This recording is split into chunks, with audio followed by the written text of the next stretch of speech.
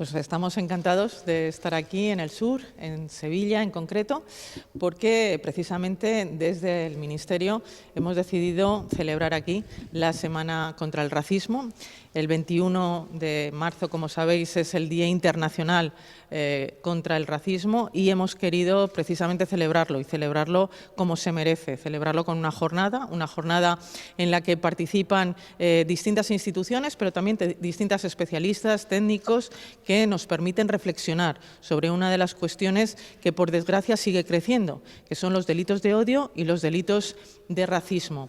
Precisamente el último CIS, los últimos datos nos dicen que efectivamente los delitos de odio se han incrementado en 2023 un 3,7% y de ese 3,7% prácticamente la mitad, el 45% prácticamente son delitos que tienen que ver con la persecución y el acoso a las personas por ser distintas, por tener una raza diferente, una etnia diferente.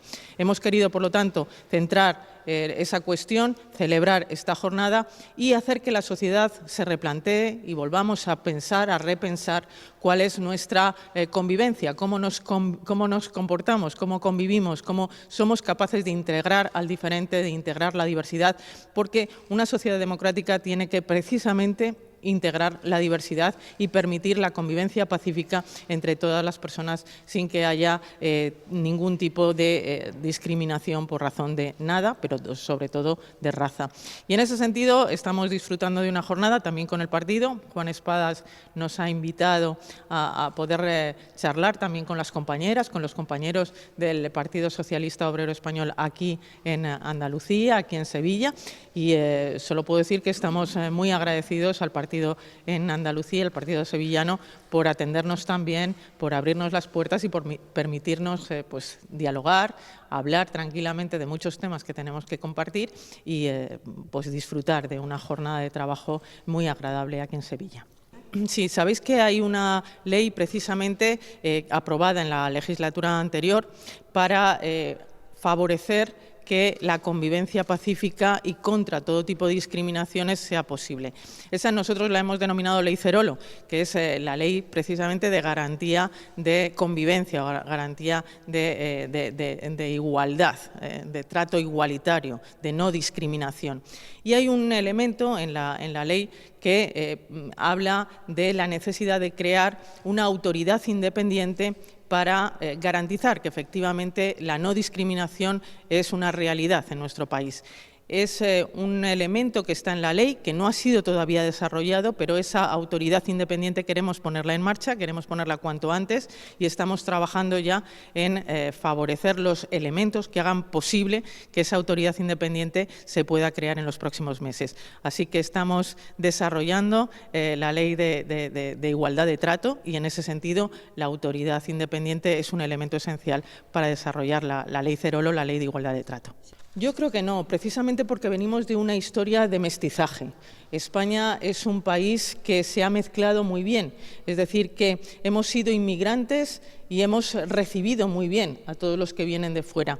Efectivamente, en líneas generales, España es un país muy tolerante, es un país que admite la diversidad y que convive muy bien con la diversidad. Es verdad que generalmente a los medios de comunicación siempre saltan pues los problemas y los conflictos. Evidentemente, la noticia siempre es el conflicto, no la convivencia. Pero en líneas generales podemos decir que el país es un país que entiende la diversidad, que comparte la convivencia y que vive en paz en la diversidad.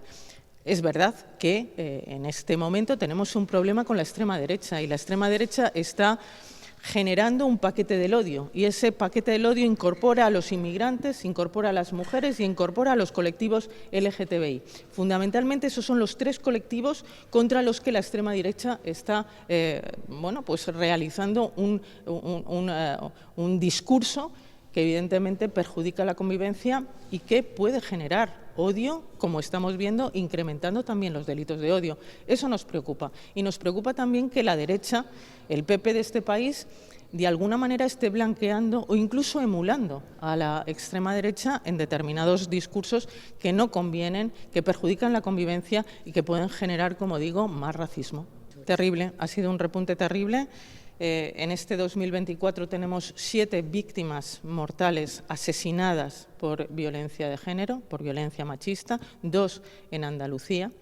Y efectivamente son temas que nos apelan directamente a todas las instituciones. ¿Qué estamos haciendo para evitar que el problema de la violencia de género se siga reproduciendo año tras año y con cifras terribles como las que traemos de 2023?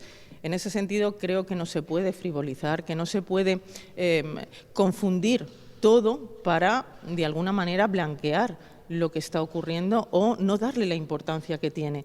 Es que la violencia de género es una violencia estructural y lo estamos viendo porque las cifras son enormes.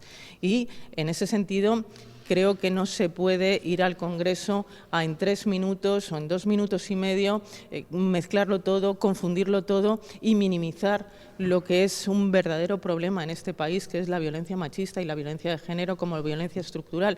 Y por eso me enfadé. La verdad es que no tenía preparada esa respuesta, tenía preparada, lógicamente, otra respuesta mucho más medida, más mesurada, pero me salió del alma, sinceramente, no pude evitar ese grito casi desesperado de, por favor, pongamos el acento donde le debemos poner, y es en esa violencia de género que asesina a las mujeres, que asesina a sus hijos con violencia vicaria y que es realmente un drama en este país, porque el patriarcado sigue ahí. El patriarcado sigue ahí, es una violencia estructural. Y ahí tenemos que estar todos los partidos, todos absolutamente. Y cuando hablamos de que es necesario volver al Pacto de Estado contra la violencia de género y que tenemos que repensar entre todos ese Pacto de Estado y cómo reforzarlo, estamos pidiendo apoyo a todos los partidos, por supuesto también al Partido Popular.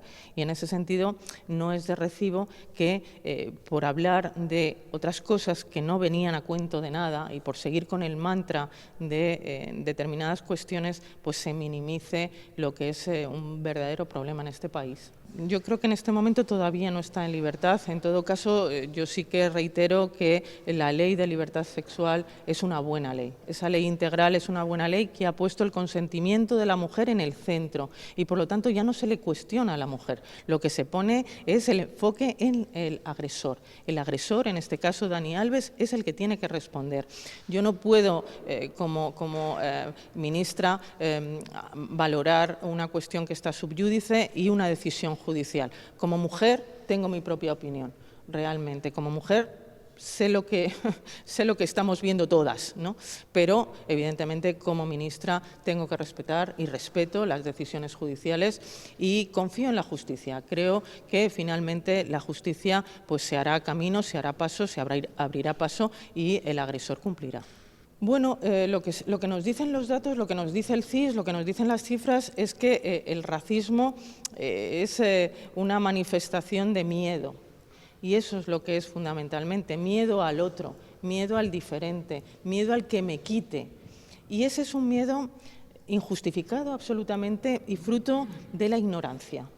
Es decir, que cuando uno tiene miedo a que otro venga y me quite es porque no conozco realmente y hay una ignorancia de base. Por lo tanto, en ese sentido tenemos miedo a todo lo que es diferente y contra el miedo y contra ese miedo irracional y ese miedo ignorante, lo mejor es la formación, la educación, la lectura, el viajar, el comprender que una sociedad mixta, una sociedad miscelánea, una sociedad plural, una sociedad diversa es siempre mucho más rica y es una sociedad de futuro en lo económico, en lo social, en lo político, en lo democrático.